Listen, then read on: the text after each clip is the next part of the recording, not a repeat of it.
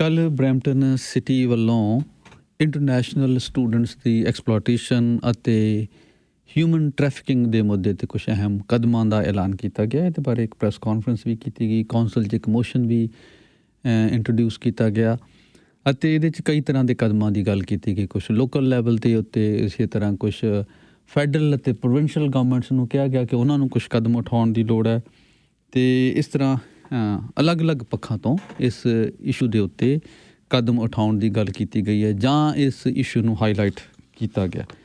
ਸੋ ਇਹਦੇ ਬਾਰੇ ਗੱਲ ਕਰਨ ਲਈ ਸਾਡੇ ਨਾਲ ਰੀਜਨਲ ਕਾਉਂਸਲਰ ਰਵੀਨਾ ਸੈਂਟੋਸ ਨੇ ਅਤੇ ਇਹ ਚੇਅਰ ਨੇ ਕਮਿਊਨਿਟੀ ਸਰਵਿਸਿਜ਼ ਦੇ, ਅਤੇ ਇਹਨਾਂ ਨੇ ਮੋਸ਼ਨ ਇੰਟਰੋਡਿਊਸ ਕੀਤਾ ਸੀ ਅਤੇ ਕੱਲ੍ਹ ਦੀ ਪ੍ਰੈਸ ਕਾਨਫਰੰਸ 'ਚ ਵੀ ਇਹ ਸ਼ਾਮਲ ਸੀਗੇ।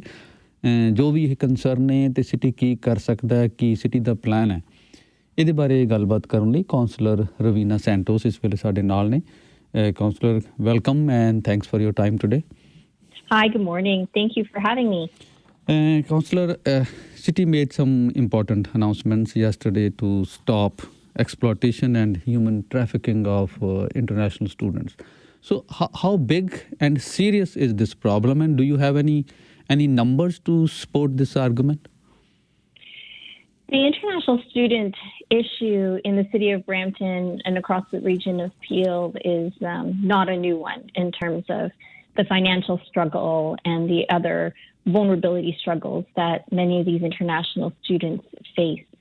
We've been dealing with this issue since 2020, 2021, when we saw a really big peak in the number of international students choosing Brampton to live. And we started addressing this issue and spreading some awareness about it 3 years ago when we had that initial conversation. In terms of the amount of statistics that we have, we know for sure that during that time and up until now, we've seen 1 million, as of 2023, 1 million international students come to Canada as of 2023. 52% of those students are coming to Ontario, and a vast majority of those are choosing the region of Peel and Brampton to live.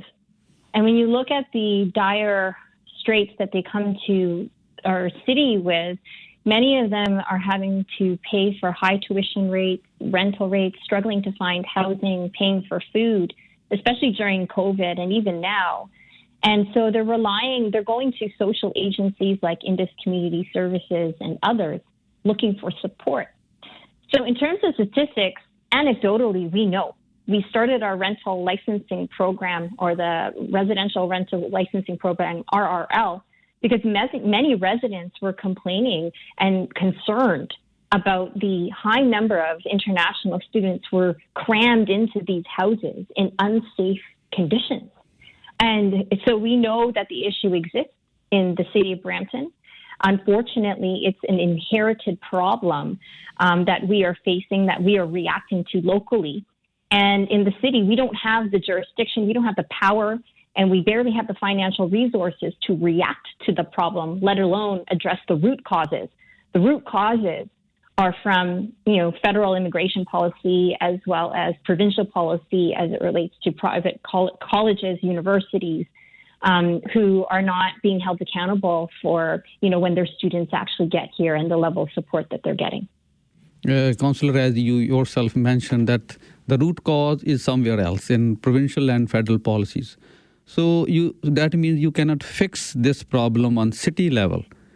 So if federal government does not stop bringing more students to our city, then what cities can do? What you can do locally then? Thank you so much for highlighting that problem for municipalities and for cities like Brampton. You're right. We're just reacting to the symptoms of the problem here.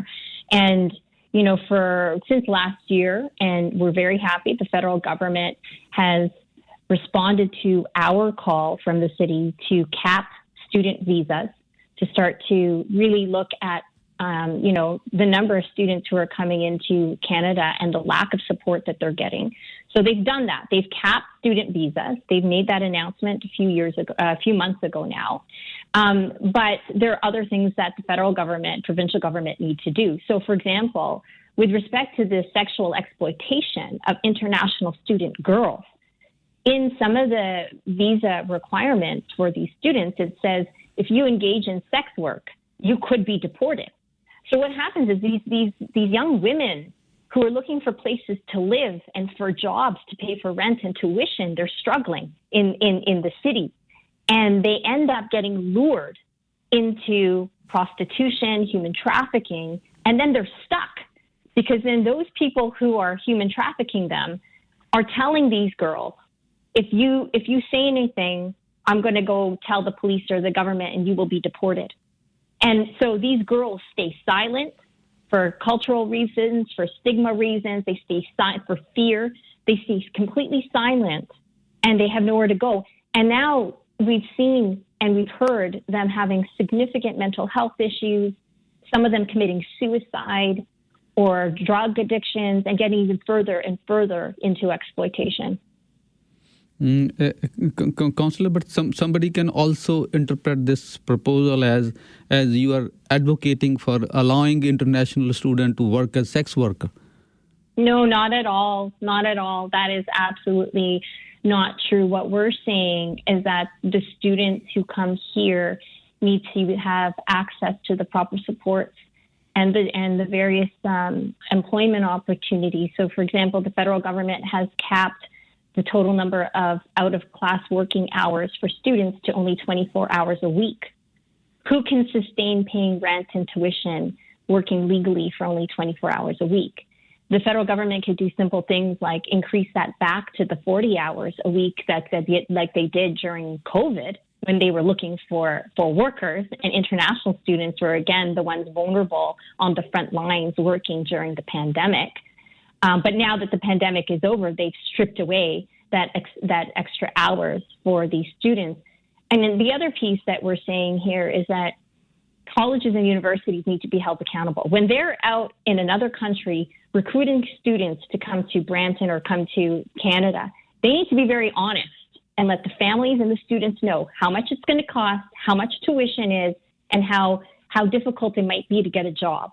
They need to be very transparent about that so that families who are in India or in China, because that's where the most of the students are coming from, can make a proper informed decision before literally selling the farm and moving to Brampton, putting their children in vulnerable situations.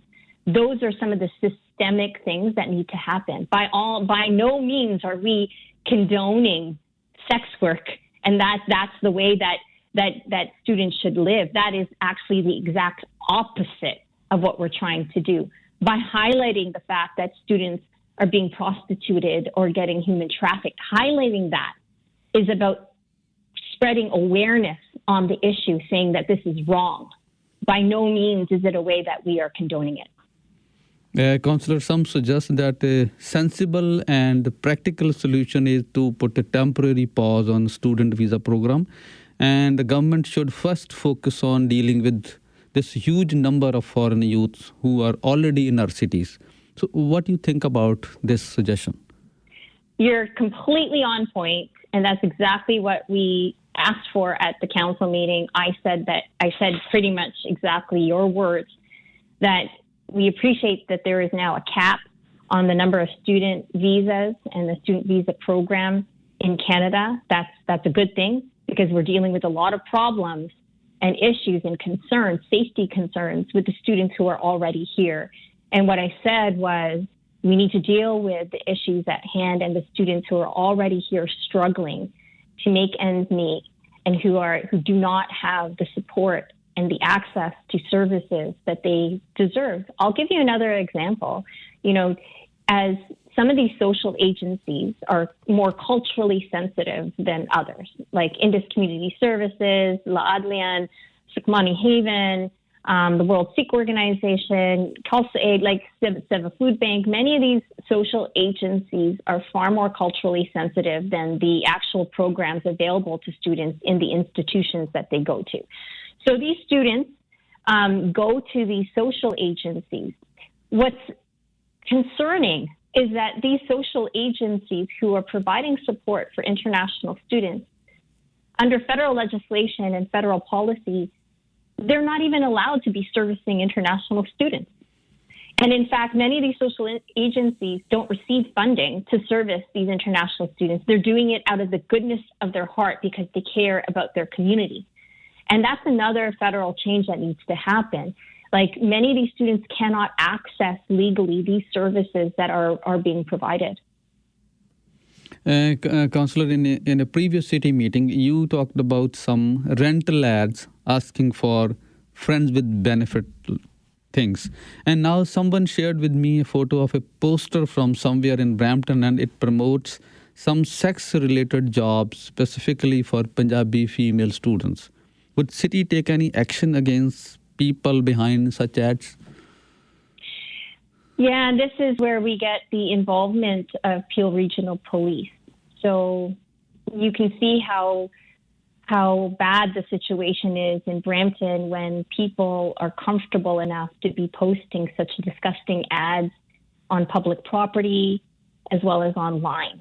You can see that they have no fear in terms of what it is that they're doing, which is why it's important that we're talking about this today, and other media sources are talking about it as well to raise awareness. Now, when folks see posters like that or online ads like that, it's so important to report it to police. Peel Regional Police has a very strong and well-known anti-trafficking unit where they are able to investigate many of these ads and posters to get to the bottom of the human traffickers who might be behind it. So in terms of what the city can do, the city is not, the police. We can't investigate criminal activity. But certainly with the residential rental licensing program, the RRL, we are able to inspect rental properties, and our city staff, our bylaw enforcement officers, our fire prevention officers, they are all trained in identifying the signs of human trafficking while they're doing their inspections. So, we had one case recently where through the RRL, they were inspecting a property because there were a number of complaints from the neighbors. And through the inspection, they determined that there were 18 international student girls living in the house. 18. And because of that, the team who was doing the inspection, they were able to refer that matter to Peel Regional Police to provide further investigation looking for criminal activity. So, there's some tools locally that we have. The other tool that we have locally is the International Student Charter, which was signed by so many people and so many organizations within the region of Peel in 2022. And we've been working on that since 2021. So we're doing what we can locally, but ultimately the root causes of the problem lie with student visas and the regulations of universities and colleges, which are federal and provincial matters. Councilor, anything else you would like to say in closing?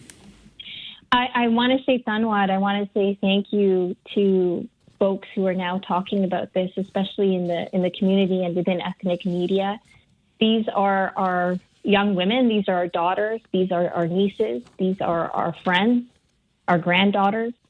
And this is not the Canada we know.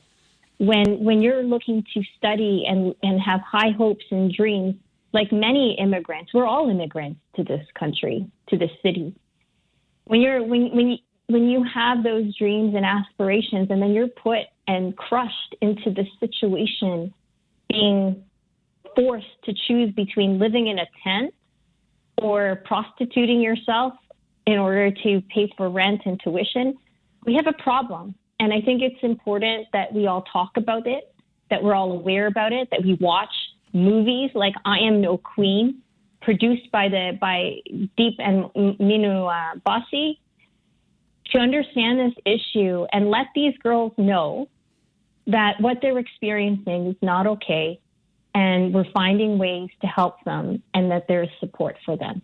Thank you very much for covering this issue. Thank you, Councilor, for speaking with us today. Thank you.